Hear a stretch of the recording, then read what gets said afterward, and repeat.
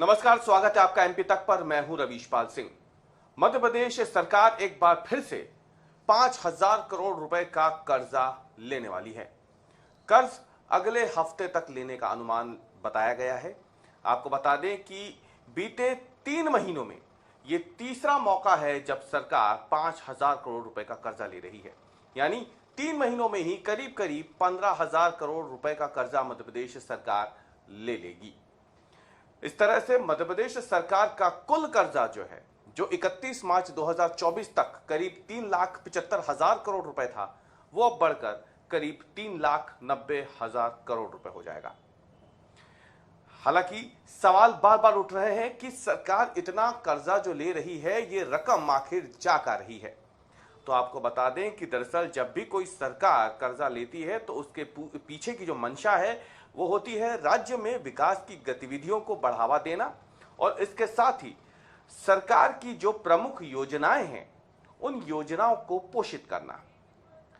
वैसे तो ये जो कर्जा लेने का एक तरीके से जो प्रक्रिया शुरू की गई थी, ये शुरू की गई थी कि जो वित्त पोषित संस्थाएं हैं उन्हें काम करने के लिए फंड की कमी ना आड़े आए, इसके लिए कर्ज लिया जाता था। बड़े बड़े बांधों का निर्माण हो, सिंचाई परियोजनाएं हों या फिर शहर की या राज्य की परिवहन प्रणाली को विकसित और सुधार करने की बात हो या फिर प्रमुख विकास परियोजनाएं हों, यह कर्जा उसके लिए लिया जाता था। लेकिन जिस तरीके से मध्य प्रदेश में पिछले कुछ समय से 125 से ज्यादा ऐसी योजनाएं हैं जिसके लिए वित्त विभाग ने बाकायदा ये आदेश निकाला था कि उन योजनाओं के लिए जो भी खर्च अब होगा वो वित्त विभाग की अनुमति के बिना नहीं होगा। वो बताता है कि राज्य सरकार आखिर ये जो भारी भरकम कर्ज ले रही है, कहीं ना कहीं इससे विकास परियोजनाओं के साथ साथ जो राज्य सरकार की प्रमुख योजनाएं हैं वो सुचारू रूप से चलती रहें, बिना रुके चलती रहें, उनके लिए भी ये कर्जा लिया जा रहा है। दूसरी तरफ राज्य सरकार के कर्मचारी भी हैं, समय पर उनकी तनख्वाह देना भी राज्य सरकार का ही दायित्व है। ऐसे में जाहिर सी बात है, अगर वहां से फंड निकाल करके कहीं और दिया गया तो वहां पे भी संकट आ सकता है। और यही एक बड़ी वजह है कि सरकार को हर बार कर्ज लेना पड़ रहा है। दरअसल कई ऐसी योजनाएं हैं मध्य प्रदेश में जिसपे हर महीने कई 100 करोड़ रुपए खर्च हो रहे हैं।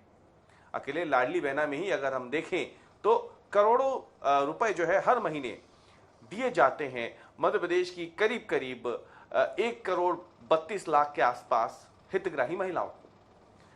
ऐसे में अगर देखा जाए तो राज्य सरकार का ये जो कदम है, ये एक बार फिर से बता रहा है कि मध्य प्रदेश में कर्जा तो लगातार बढ़ता जा रहा है, लेकिन इसके साथ ही एक ऐसा राज्य जहां पे लगातार विकास के लिए मुख्यमंत्री डॉक्टर मोहन यादव अलग अलग राज्यों में जा रहे हैं और वहां पे छोटे छोटे इन्वेस्टर्स मीटिंग कर रहे हैं, जिसका उद्देश्य मध्य प्रदेश में निवेश के लिए एक अनुकूल माहौल बनाना है।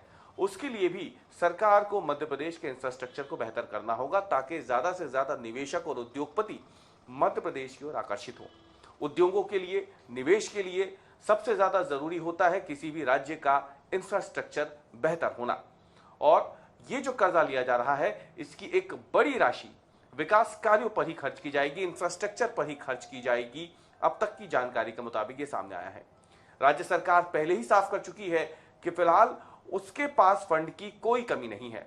कई बार सार्वजनिक मंच से मुख्यमंत्री डॉक्टर मोहन यादव भी इस बात को कर चुके हैं कि मध्य प्रदेश सरकार के पास पैसों की कोई कमी नहीं है और इसीलिए किसी भी तरीके की योजनाओं को नहीं रोका जाएगा, ना बंद किया जाएगा और ना ही विकास कार्य रुकेंगे। मुख्यमंत्री के इस बयान को बल उससे भी मिलता है जिसमें हमने देखा है कि पिछले कुछ समय में राज्य सरकार के लिए करीब 250 करोड़ रुपए की लागत से नया जेट विमान खरीदने को मंजूरी दी गई। मध्य प्रदेश के मंत्रियों के बंगलों पर भी करीब करोड़ों रुपए खर्च होने की बात है। इसके अलावा अगर देखा जाए तो मध्य प्रदेश के मंत्रियों के लिए नई जो गाड़ियां हैं वो भी खरीदी गई, इसमें भी करोड़ों रुपए खर्च हुए हैं। तो कुल मिला के अगर देखा जाए तो राज्य सरकार दावा तो पूरा कर रही है कि उसके पास फंड की कोई कमी नहीं है, कोई योजनाएं नहीं रुकेगी, कोई विकास कार्य नहीं रुकेगा। लेकिन चिंता इस बात की है कि मध्य प्रदेश के ऊपर कर्जा बढ़ता जा रहा है और जाहिर सी बात है, जब कर्ज बढ़ेगा तो उस कर्ज पर लगने वाला ब्याज भी बढ़ेगा और यही फिलहाल एक बड़ी समस्या है जिससे सरकार को निजात पाना बेहद ज्यादा जरूरी होगा।